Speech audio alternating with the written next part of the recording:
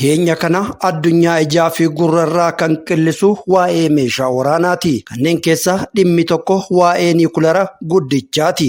Addunyaa sodaachisee jira. Sagantaa keenya har'aatiin kan isin daawwachiifnu kanuma meeshaa waraanaa niwukilaraa fi Raashiyaa fi biyyoonni biroo kan hidhatan humna meeshaalee waraanaa sagantaatiin xallu isinii kurfeeffanneerraa waliin haa turru. Ashama akkam jirtu maatiin chaanaalii Obsaa Miidiyaa Sarvis. Namoonni haaraa garana dhuftan YouTube Obsaa Miidiyaa Sarvis subscribe gochuun sagalee ajab nama jechisiisu dhageettu. Gara sagantaa har'aatti dabarre akka carraa ta'ee jabana keenya dhagayuuf dirqamna. Kanaanis meeshaa waraanaa duuchaan uumama fixu waa'ee niwukilaara guddichaa waa hedduutu jedhama. Sagantaa kiyya har'aatiin kan isinii qindeesse ammoo of eeggannoo hedduu kenna kan jirtu Raashiyaa dabalatee Ameerikaa fi kan biroos biyyoonni niwukilaara hidhatan niwukilaara hangam qaban yoo dhukaafaman hangam barbadeessuu danda'an meeshaaleen niwukilaaraa maali akkamittis dhoowwuu danda'a kan jedhuu fi waa'ee niwukilaaraa wanti beekuu qabnu dhugaa ajaa'ibsiisaa haa kaafnu. Osoo jennu Raashiyaan meeshaalee waraanaa hangam qabdi kun yeroo ammaa namoonni hedduu beekuu barbaadanii fi marsariitii irraa barbaachaa kan oolanidha. Garuu dhugaan kana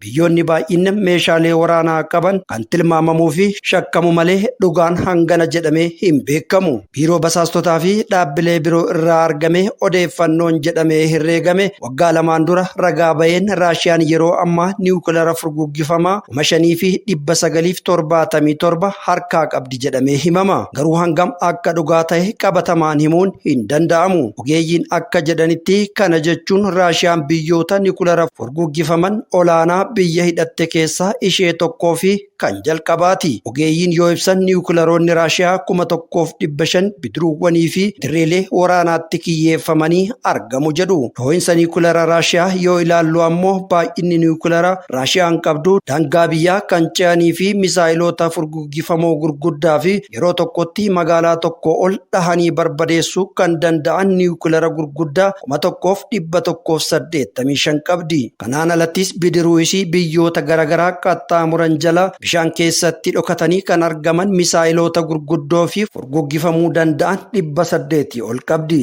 Xayyaara irraa kan furguggifamu fanjiin niwukilaaraa gurguddaa ammoo 580tu harkatti argama. Amma ammoo Vilaadimeer Puutiin kan hoogganu Raashiyaan humna niwukilaaraa ishii biyyoota biroo waliin wal haa madaalchifnu. Addunyaa irratti amma kana biyyoonni 9 meeshaa waraanaa niwukilaaraa harkaa qabu. Isaanis Chaayinaa, Faransaay, Hindi, Israa'el, Kooriyaa Kaabaa, Paakistaan, Raashiyaa, US fi Yuunaayitid Kingdamiidha. Chaayinaa, Faransaay, Raashiyaan, Ameerikaa fi Yuunaayitid Kingdam walii meeshaalee waraanaa niwukilaaraa biyyoota biroof dabarsanii akka hin kennine walii galtee mallatteessaniiru. Sababa kanaaf biyyoonni biroo meeshaa niwukilaaraa kan hin hidhanneefi. Akka waliigaltee kanaatti biyyoonni mallatteessan kuufama meeshaa waraanaa niwukilaaraa hir'isuu fi akka yaada ka'umsaatti meeshaa waraanaa niwukilaaraa balleessuuf walii galaniiru. Hindi, Israa'el, Paakistaan biyyoota waliigaltee kana hin mallatteessine keessatti ramadamu. Kooriyaan Kaabaa ammoo akka lakkoofsa Awurooppaa bara 2003 keessa mallatteessitee kan turte yoo ta'u waliigaltee diiguun keessaa baateerti. Biyyoota arfan hafan keessaa Israa'el qofa ifaan meeshaan niwukilaaraa akka qabdu kan hin dubbanne.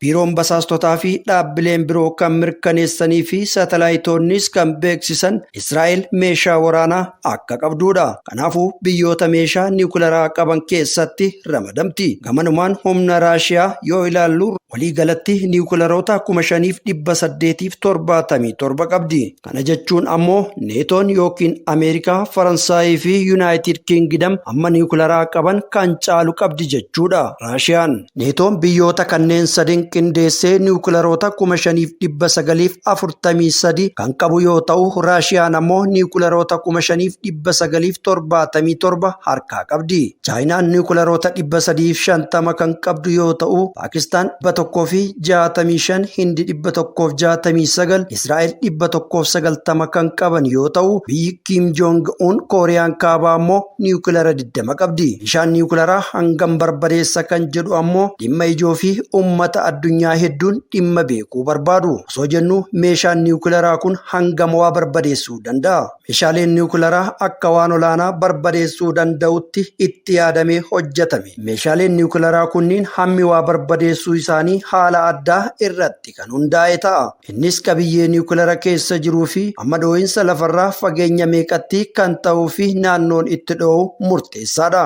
Meeshaa niwukilaraa hojjechuun yeroo dheeraa kan dabarsan ogeeyyiin akka mirkaneessanitti yoo ta'e amma xiqqaa kan qabu dhoo'insi niwukilaraa yoo kan mudatu ta'e kisaaraa guddaa namaa fi qabeenyaarraan gayuu akka danda'u jala muranii dubbatu. Tilmaama itti aanu yoo dhageettan ammoo akka malee rifachuun keessan waan hin oolle. Yeroo waraana addunyaa Jaappaan Hirooshimaa irratti garkan darbatame namoota 146 kan ajjeese fanjii ulfaatina kiiloogiraama toonii 15 madaalu ture. Kiiloo toonii 15 dhoo'insi niwukilaraa kun magaalaa hangam akka daaraa botor godhee fi namoota hangam yeroo gabaabaa keessatti akka galaafate yaannee osoo hin xumurin yeroo ammaa kan jiran xiyyoonni niwukilaraa kunniin kiiloo toonii 1,000 ol kan madaalanidha. Kana jechuun shakkii tokko malee magaalaa takkaa fi naannawa ishee kan jiran guutumaan guututti dhabama kan godhanidha. Dhoo'insi niwukilaraa yeroo mudatu humna ifaa guddaa kan qabu keessaa baha. Dhoo'insa kanaan kan uumamu humni hollataan kiiloomeetira dheeraa irratti kan argamu gamoowwan hedduu garagalchaa namootallee ni ajjeesa. Akka lakkoofsa Awurooppaa bara 1945 booda meeshaan waraanaa niwukilaraa hojiirra oolee hin beeku. Raashiyaan meeshaa niwukilaraa kan itti fayyadamtu haala dirqisiisaa 4 keessatti akka ta'e ajajni waraana biyyattii ni mul'isa.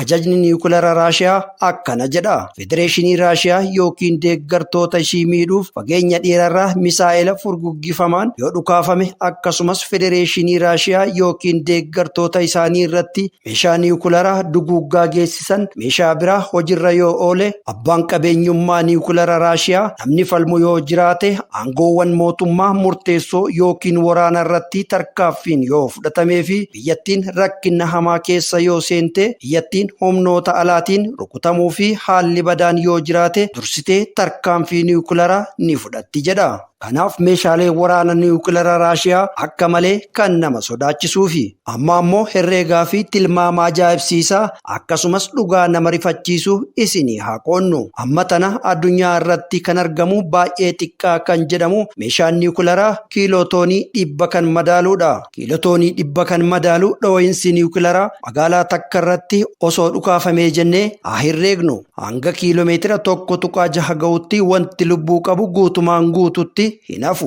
Kan lubbuu hin qabnes shishim jedhee bada. Naannoo dhoo'insi itti mudaterraa hanga kiiloomeetira 3 ammoo miidhaa hamaatu gayaa. Kanaanis ilmi namaa fi biqiltoonnis hin hafan. Iddoo dhoo'insaarraa kiiloomeetira 5 immoo badii guddaatu gaha. Ilmi namaas aarsaa guddaa kanfala. Kiiloomeetira 8 irratti ammoo gamoonni jijjiga. Hollannaan dachii ammoo iddoo dhoo'insarraa hanga kiiloomeetira 10 hanga 15tti gamoowwan jijjigsuu danda'a. Yaadadha, kun dhoo'insa niwukilaraa kiiloo toonii 100 qofa madaaluun kan ta'edha. Raashiyaa dabalatee Ameerikaa fi biyyoonni guddatan amma kan harkaa qaban niwukilara kiiloo toonii 1,000 madaalu dhuunfataniiru. Kun armaan dura kan tilmaamame dhoo'insa niwukilaraa parsantaa 10 caalaa barbadeessuu danda'a. Dhoo'insa kanaan maaltu uumama kan jedhuuf namoota, meeshaalee fi gamoowwan guutumatti barbadeessa. Hollannaan dhoo'insaa qofti du'a, madaa'uu fi qabeenya barbadeessuu kan danda'udha. Balaqqeessi isa keessaa bayu ammoo dhibee ilmaa ilmootti darbu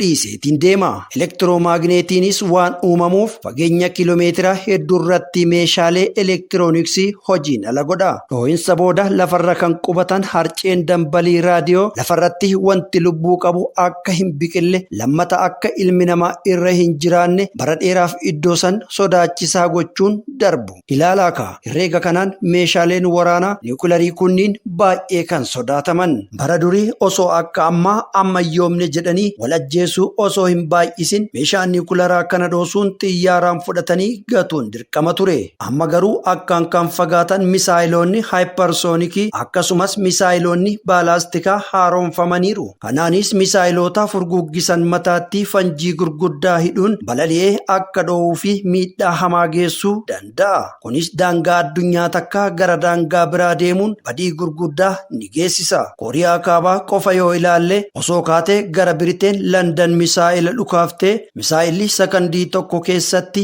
maayilii 4 deemuun saffisa waan qabuuf Landaniin barbadeessuuf daqiiqaa 40 qofa itti fudhata. Kanaanis Kooriyaan kaabaa meeshaa niwukilaraa qabdu osoo itti dhukaaftee magaala Landan qofa osoo hin taane naannawa ishee kan jiran daqiiqaa 40 qofatti guutumaa guututti barbadeessuu fi akka hin jirre gochuu dandeessi. Odeeffannoo armaan olitti isinitti hime herreegaa fi shirri yeroo takka akka tasaa miliqanii kan bayanii fi saayintistoonni kan mirkaneessanidha. Haa ta'u malee yeroo ammaa biyyoonni dhoksanii meeshaalee waraanaa kuusuu fooyyessuu fi hojjechuu itti fufanii waan jiraniif harka isaanii meeshaalee waraanaa hangamtu akka jiru beekuun nama rakkisa. Kanaaf meeshaa niwukilaraa yoo yaadannu kan coraan nurratti du'uu fi sodaannuufi. Gara biraatiin haala kana suukanneessaa kan taasisu akka meeshaa waraanaa biroo meeshaan ittiin ofirraa ittisan waan hin jirreefi. Odeeffannoowwan waraanaa fi ragaan lootee baatu akka agarsiisanitti yoo ta'e meeshaaleen rukuttaa niwukilaraa